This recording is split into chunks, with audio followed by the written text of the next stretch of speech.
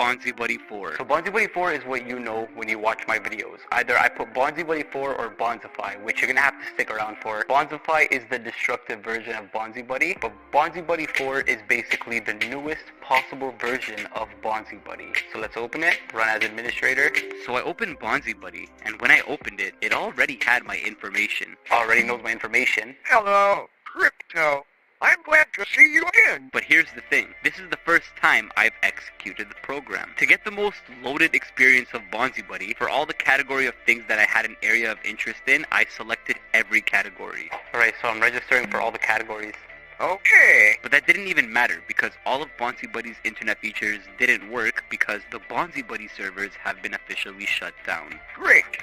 I successfully updated our registration information. How? Your servers don't even work anymore. It has all these features that you basically see on the screen. The first thing I wanted to see was how much of my resources were already being used. Task manager.